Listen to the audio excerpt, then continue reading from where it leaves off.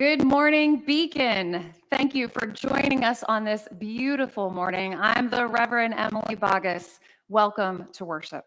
And I'm Jermaine Kripe, a member of your Lifespan Ministry team. This weekend was full of things in my life that were all around our June theme of commitment. Rick and I celebrated our 21st wedding anniversary on Friday. Congratulations. Thank you. That's our commitment to love. Saturday, I took Allison to get her second COVID shot, which is our commitment to health and safety in this community. Absolutely. Well, today we lift up the covenant with our Unitarian Universalist congregations around the world as we honor Flower Communion, a time when we recognize the diverse beauty each one of us brings to this collective bouquet, which is our faith tradition. Bouquets remind me of two of my favorite people here at Beacon, Joëlle Bochner and Tom McDonald. Absolutely. Their love story is so beautiful. They came to Beacon for different reasons. Tom for his children and Joëlle for her love of music and theater, and somehow found each other and love. I wasn't here for their wedding, but they were married here at Beacon, and since that time, they've shared their gifts of music and their passion for gardening with us. They even tried to convince me and Rick to go camping with them to that folk festival in Philly, but I don't sleep on the ground, so. Well, we lift up Tom and Joëlle and give thanks for them. This is also a month of celebration as we at Beacon celebrate Pride. We lift up our commitment to the LGBTQ TIA community that has made to one another to not only celebrate what is special about each one of us, but to shine a light, to magnify that light of voices of the amazing people, the ancestors who risked their lives and safety fighting for gay liberation and rights for all people, regardless of who we love and how we express ourselves.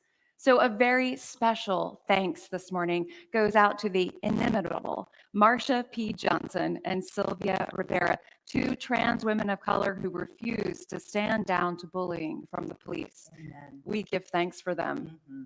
Reverend Robin, would you call us to worship? Up into this day, beloved, we are called. The sun has in her faithful turn brought light to flower and blade of grass. Dew has lifted as the rays touch every creature upon this sliver of globe. Subatomic particles conspire to creation even now. And in the midst of this miraculous stupor, we are invited into the day. Our turn as this earth rotates, already siblings a continent away have greeted this day. And we, with beings outstretched, arrive to say yes. Yes to an ancient act, the dawn, the hope, the caretaking, as sun begins to stretch this gift to yet another land.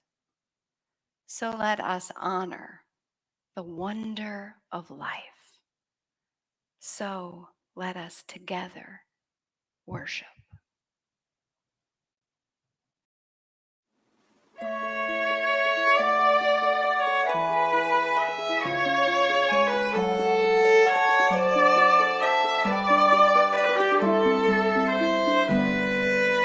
Morning has broken like the first morning. Blackbird has spoken like the first bird. Praise for the singing, praise for the morning, praise for them springing fresh from the word.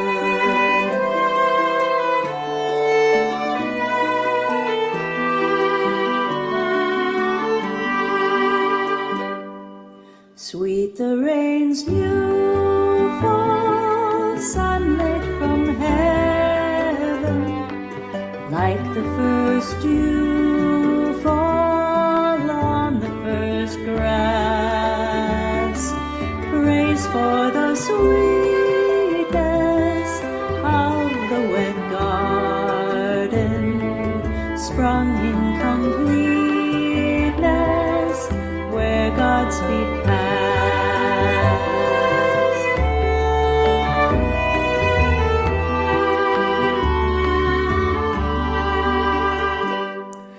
Mine is the sunlight, mine is the morning, born of the one light, Eden saw plain. Praise with elation, praise every morning, God's recreation of the new day.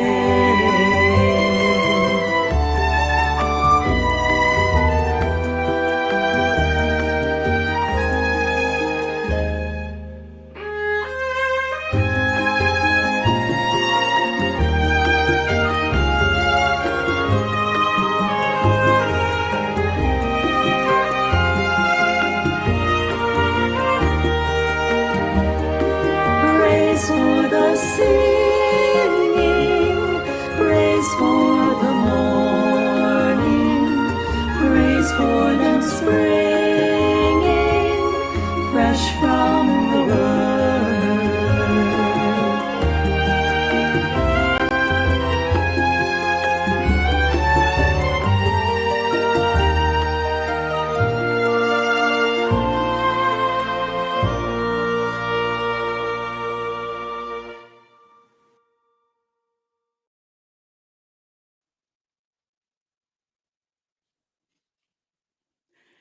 Good morning. I'm Jean Crichton. I have been a leader in Beacon's partner church relationship for many years. I have made so many friends in our partner congregation in Barot, Transylvania, in Romania, over the years, both adults and youth, and I'm happy to be here today. We kindle a light now. This small flame is lit with the knowledge that our friends in Barot have already gathered together to sing hymns, to share words and prayers. Our partner church seems a world away. We are Unitarian Universalists, and they, Unitarians, partnered in what seems an extraordinary relationship of almost 30 years. And what holds us? When cultures diverge, our faiths may seem separate, divided. Our politics do not always align, and words can easily fail.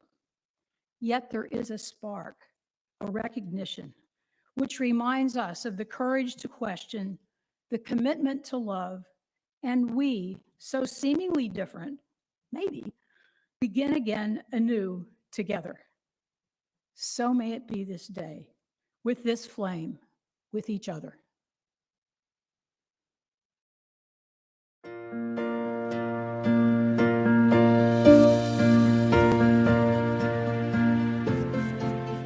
A long time ago, almost 100 years ago, in 1923, there was a minister named Norbert Čapek.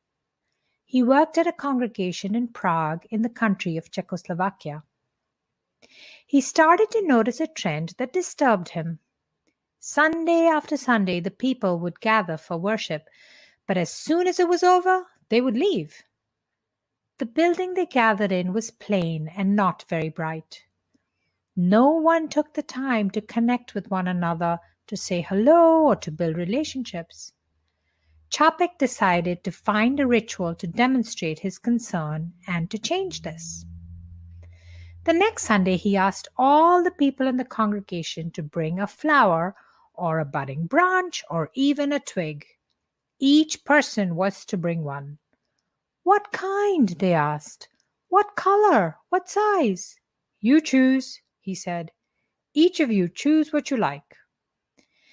And so on the next Sunday, the people came with flowers of all different colors and sizes and kinds. There were yellow daisies and red roses. There were white lilies and blue asters, dark-eyed pansies and light green leaves, pink and purple, orange and gold. There were all these colors and more. Flowers filled the space, and the building wasn't so plain and simple anymore. And the people lingered, enjoying the brightness that the flowers brought. As they began to notice the beauty in each flower, it helped the people see the beauty in themselves and in one another. Minister Chapek spoke to the people while they listened, sitting quiet and still. "These flowers are like ourselves," he said. "Different colors and different shapes and different sizes, each needing different kinds of care, but each beautiful, each important and special in its own way." And so it is with us today, gathering in small groups, safely distanced, to protect our most vulnerable. This is a story that we must tell and retell year after year, one that we must hold on to. Our building may slowly be reopening. This year we have held strong through this very difficult time. As we head into warmer days, feeling stronger and able to meet one another, we remind ourselves of the beacon that we are. Beacon is us, the people. It is who we are to one another and the gifts we bring. Beacon is a congregation gathered in covenant, grounded in our mission, and blossoming out into the world. That has and will always be true. Let us keep that vision before us.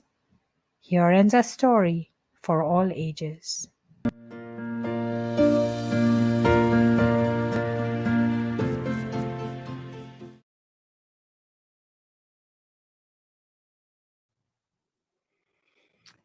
Our meditation this morning comes from the Reverend William Sinkford, written in honor of Flower Communion and of our international Unitarian and Universalist partners. In November of 2005, Reverend Sinkford and I took a pilgrimage through Spain with Unitarian and Universalist partners throughout the world. It was the anniversary of the death of Unitarian martyr Michael Servetus. I have to tell you, it was a transformational experience. And one of the moments that I will never forget is being with Bill Sinkford, the then UUA president, on a particularly long bus trip and laughing together as we ate candy bars. I have adapted Reverend Sinkford's words this morning to include our international partners this day. You can read his full meditation in the chat, and I encourage you to do so. But now, would you join me, beloved, in a time of meditation? In the presence of these flowers, these representatives of creation's profound beauty, diverse and unique, but related and interdependent, these flowers which come to us as gifts from we know not where, and which we in turn choose to bring to our shared and common altar as gifts to one another. In their presence, we turn our thoughts to the mystery beyond mysteries, to the most sacred, which we never fully understand, but which we are granted revelatory glimpses of in each of these flowers, in each of your faces, and through relationships with neighbors near and far. May they remind us of grace we have known in the days past, forgiveness we have been granted and provided, love unearned and shared, recovery begun and established, generosity unforeseen and most sacred. And may they inspire us now in the days to come to seek, to notice, to embrace, and to recreate beauty, to give unto the world as exuberantly as these flowers. Our spiritual support this morning turns especially to siblings around the world who share our faith.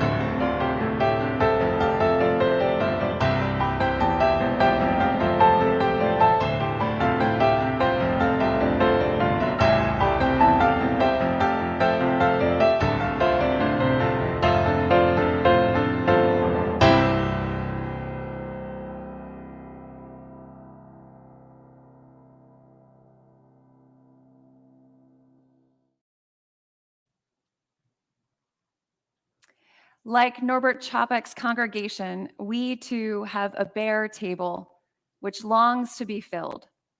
Both now and later today at our in-person social hour from 2 to 3 o'clock, we will make a bouquet of our community as we honor the following rites of passage: births, coming of age, marriages, transitions, and deaths in our community. We invite you to honor these sacred moments and relationships in your own life. Lift up the names in the chat of those people in yours.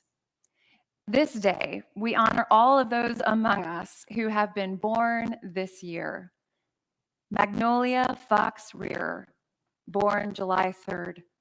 Sadie Lynn Galbraith, born December 7th. Clara Margaret Jackson, born April 7th. And Otis Robin Wildchesky, born May 3rd. Who has been born into your world this year? We honor those as well who have completed their 5th grade rite of passage and 9th grader coming of age. Lucas Baez, Taurin Beach, Kate Shell, Max Kirsch, Clara Dolier Lees, and our 9th graders, Lucy Bogus, Alice Carr, Maura Grazioso, Elise Hinrichs, Charlie Kegwin, Henry McCann, Brandon Ortiz, Lucia Selzer. We honor those high school and college students graduating this year. Lucy Beidel, Harley Senadella, Alex Kelly, Kathleen Landis, Lauren Landis, David Laney, Amelia Leonard, Isabel Ruggiero, Kaya Rexford, Izzy Shaw, and Silas Yarad, graduating from high school. Now those graduating from college: Nate Bess, Maya Gujral, Ian Hicks, Julia Kane, Jesse Kenkofi, Christina Lamagna, Johanna Malamed, Lindsay Mueller, Becca Wagner, Tess Woodiel, and Alora Zarek. Who has come of age or graduated in your life? Please lift them up in the chat. And now we rejoice for the weddings and unions in this year. Mary and Mark Packer, Maureen Kehoe and Jeff Grobe, Gary Conger and Victoria Kraft, Monica Ramone and Christopher Williams. What love have you witnessed in your life this year?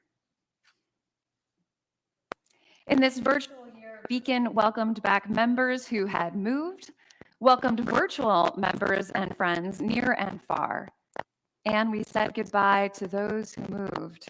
Luckily, one of the silver linings of the pandemic is that moving physically does not mean you have to change your membership or your relationship with Beacon. And so we welcome this change.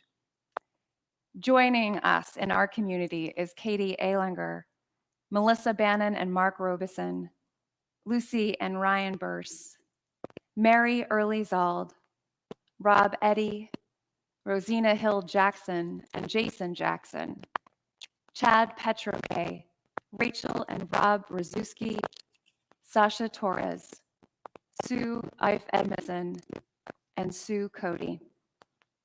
Moving, but still a part of us, are Regina and Kenneth Carlson, who moved to Pennsylvania, Erna Hoover, who is moving to Massachusetts, Karen and Steve Jackson, who moved to South Carolina, Nancy Pearson, who moved to Vermont, Debbie Dreyer, who moved to New Hampshire, and Pat. Oh, Pat, Pat moved to Maine. Just forgotten. What friendships, beloved, have you cherished this year? We remember and recall these lives that have passed on. Michelle Betrido, Catherine Charles, Dick Cody, Laura Shank, Jean Roxburgh, Jim Stevenson, Mike Donato, Jane Caggiano, and Kenny, our Summit Warm Hearts neighbor. Whose life, beloved, gone from us this year, do you honor?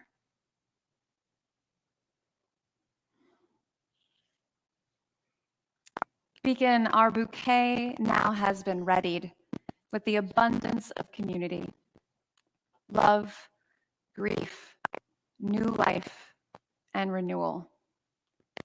As the benediction approached, Reverend Chapek walked back to the pulpit and said, "Thus we are gifted in community by the beauty of one another's lives.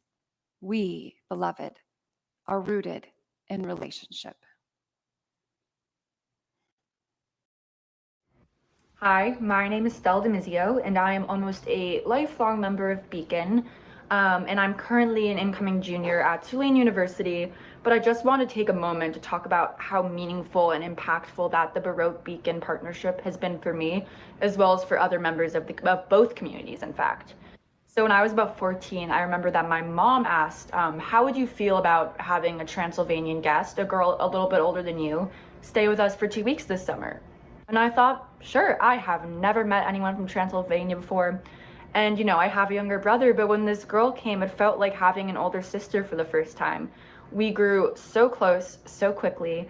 Although I did not pick up any Hungarian, I watched her English get so much better, so much quicker, and how confident she became in her abilities and how at home she felt, but also how she just fit so naturally into our family. And then, you know, when we'd have this close bond with her, we could spend our days playing Just Dance or going to New York City or taking walks in the Great Swamp of New Jersey.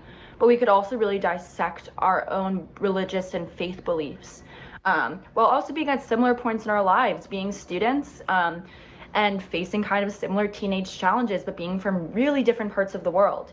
And then on top of that, you had this larger Transylvanian group who was visiting. So I also formed connections with the whole group, whether they were teenagers like myself or young adults, older adults. Either way, we had the shared thread that was Unitarianism.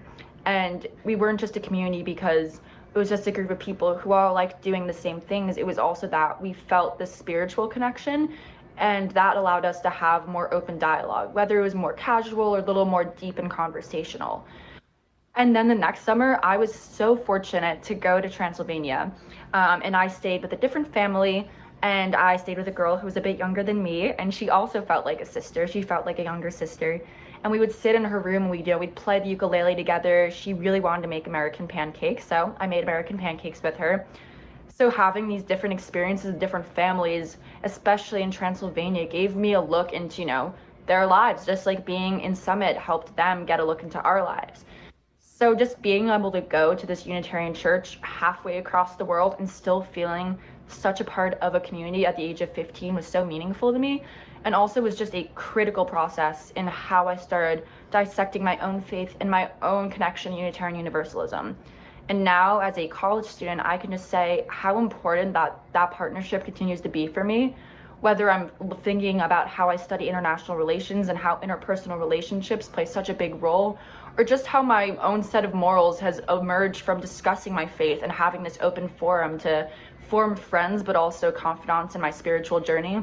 The two girls, the one who stayed with me and the girl that I stayed with, I talk to them still very frequently, and I love to see how well they're doing, and, you know, checking on their families and their parents and just seeing how everyone's doing really well and how there's still this open line of communication, especially in this crazy world that we live in right now, how we can still communicate and it feels like home. I just think that this partnership is so critical, not just for youth, but also for everyone in the congregation, because there's this common community and this common triumph that we felt when we were able to reach compassion and understanding. You know, Unitarianism and Unitarian Universalism definitely have differences, especially based on geographics. But we were able to talk about that and come to terms with our own beliefs, being able to see kind of how the other people that we were coming into contact with lived.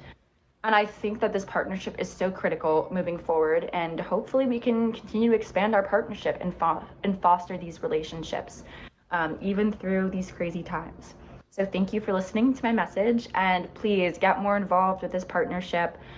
This is truly such a special thing. And yeah, thank you so much.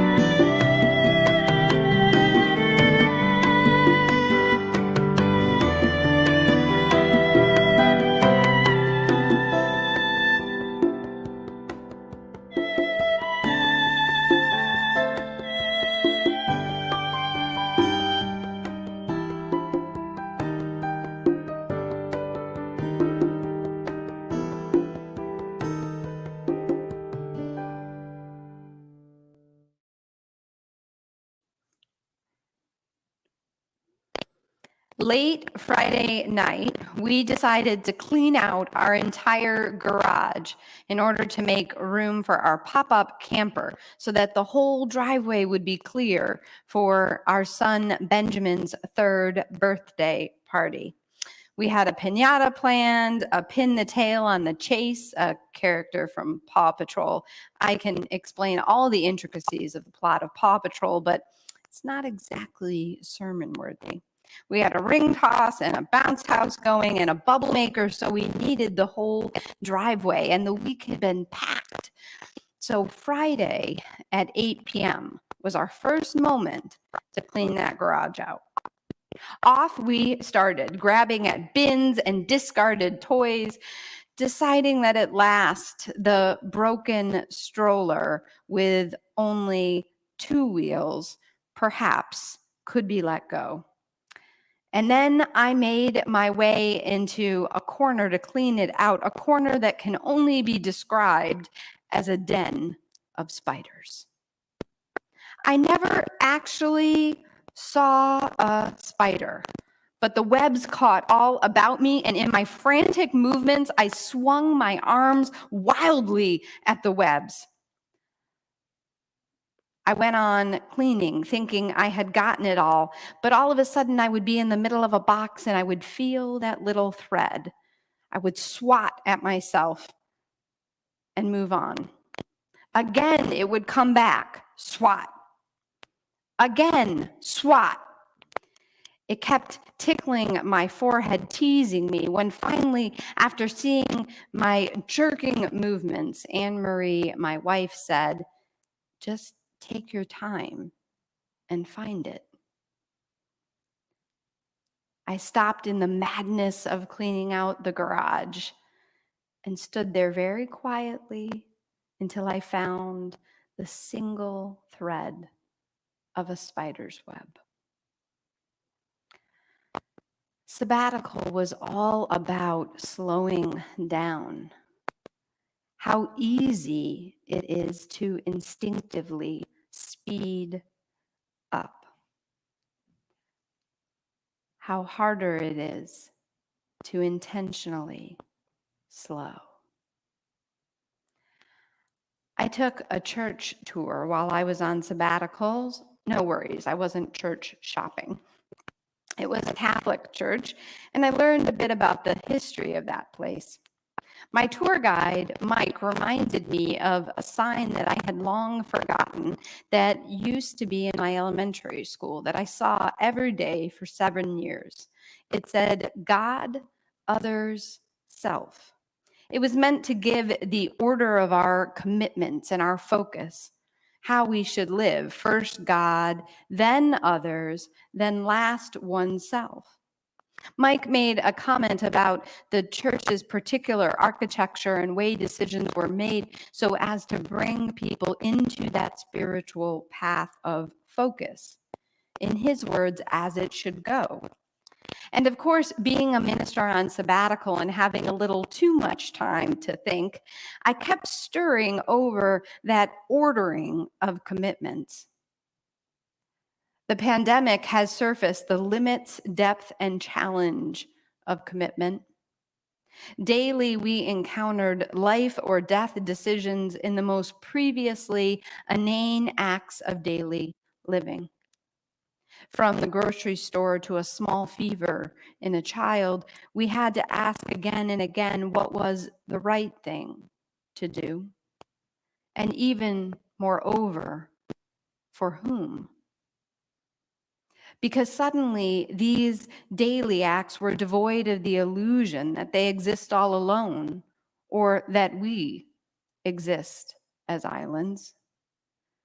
In truth, of course, any time we went grocery shopping, there are a myriad of connections and belongings and commitments that arise. From the source of our food to pay equity for those stocking the shelves or picking the berries to our ability to pay or not for the things that matter most to us. It was always there swimming around, but now this virus had magnified it, exposed it even more. Our connections and commitments laid plain. When the person 6 feet away in the checkout line sneezes, what do we do? When we go home and perhaps long to see our aging mother but cannot guarantee her safety in our visit, what do we do? When we are vaccinated but our neighbors, our children, and countless others are not, what do we do? There's a longing at present to not only return, but to do so in a way that shakes loose from the burden of interdependence. But it's always there, isn't it? I'm not sure we will have some collective great awakening in the wake of this pandemic, but I do believe that smaller ones, fractal truths, could be possible. Today's culture in many aspects in the US seems commitment-phobic. We can cancel online reservations moments before they happen with no proximity to the discomfort of saying, never mind. It is easy to unsubscribe from a mailing list, and fewer people belong to anything that requires more than a month's subscription with an option to cancel.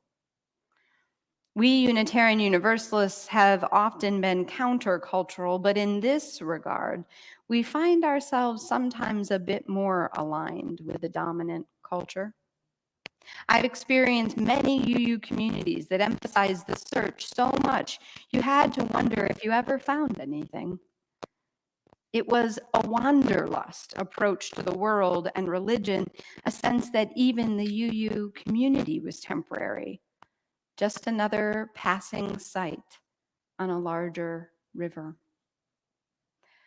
But my experience of this UU community, Beacon, has been markedly different. You commit in rather bold ways. Some of you have been here for some time, and even in the midst of the backdrop of a cycling, bustling city, you seem to somehow, through this place, this faith, find rootedness. Rootedness in a part of the country that can so feel constantly uprooted. You are a people of remarkable commitment, of countercultural commitment, of bold commitments, who even after years of planning and committing to one thing can open your mind to the possibility of a whole new plan for an emerging congregation on a property you've just considered. I frankly have never known a community as courageous in their commitments. But I want us collectively to do something even stranger, even more countercultural now, perhaps even baffling from my mouth, because I'm not going to tell you to commit to Beacon more. This isn't the sermon on the amount.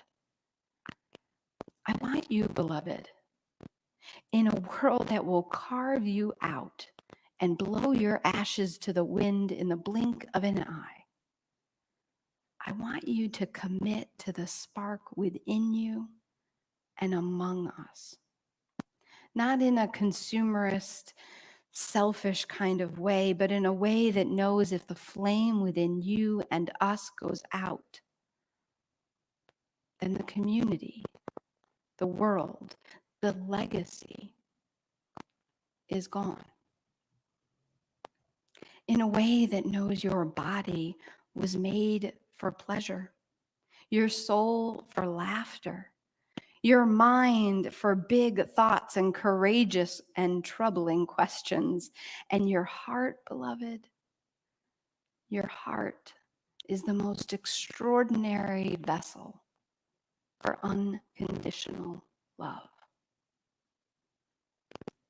In the words of former First Lady Michelle Obama, we need to do a better job of putting ourselves higher on our own to-do list.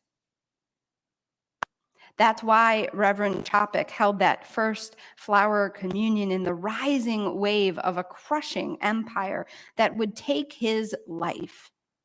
He saw his people in that context, forgetting themselves and forgetting the God within. He wanted to remind them of their lush colors, of the brilliant, unique, and extraordinary flowers sown within them, of who they were and called to be and could yet be, of their worth and the worth of their neighbors. And so this flower communion is not just beautiful pictures. It's a deeper reminder of the the wow, the sense of exhale and resting in the beauty of interdependence. It took me nearly 3 decades to realize that the order of God, others, self just doesn't work in a culture that will always take more.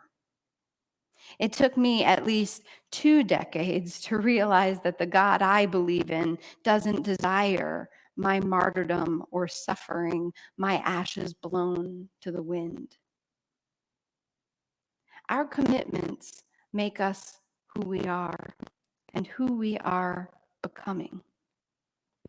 Consider decisions in your own life, who you are partnered with or not, places in which you stayed or left, a job you took or turned down. What we say yes to in our life shapes us.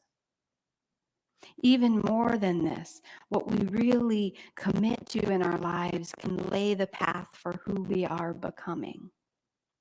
It's possible to live in proximity to one's life, lover, children, work, community, congregation, faith, self, soul, to live in proximity, but never to commit.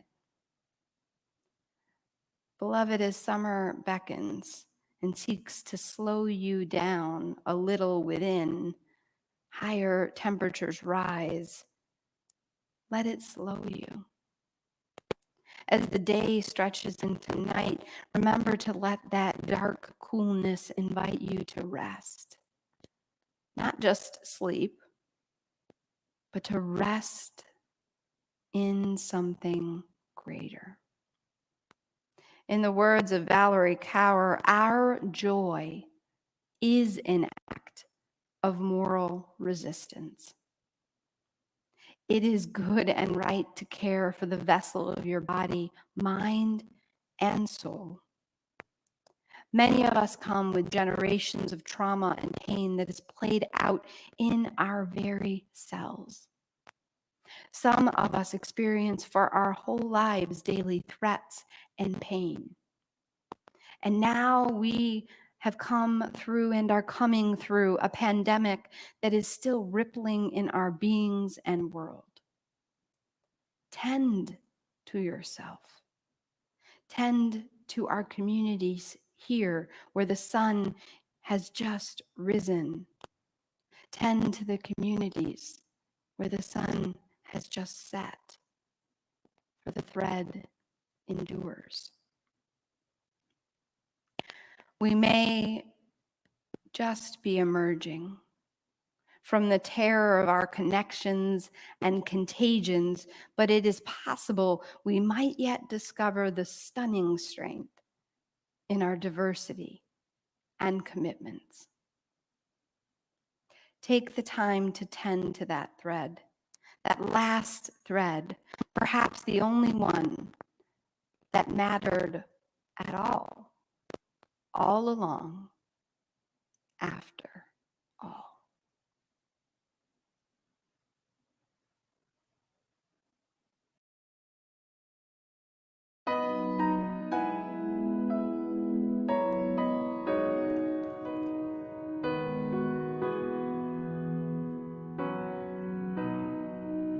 Come, thou fount of every blessing, tune our hearts to sing thy grace. Streams of mercy never ceasing, call for songs of loudest praise. While the hope of life's perfection fills our hearts with joy and love, teach us ever to be faithful. May we still thy goodness prove.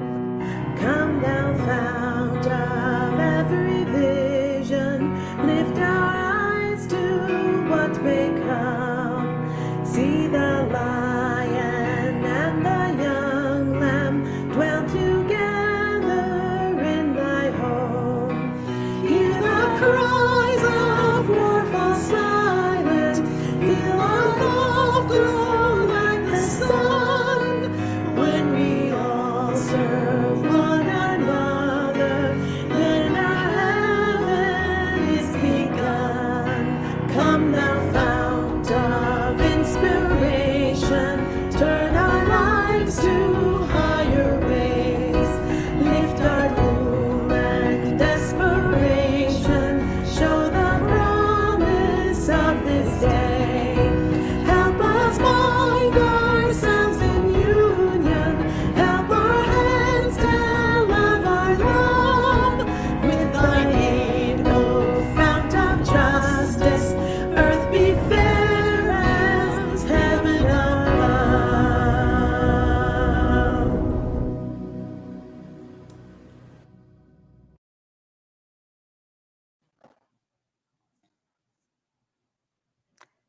Touch the thread of this blessing. We are connected as sun kisses skin, as oxygen inhabits body. We are connected. Touch the thread of this blessing. There is beauty and worth in it all. Bring that beauty, beloved, back into the world. Share it and recognize it in each one you meet. It is good. We are good. May all be well as you, beloved, take the light with you this day.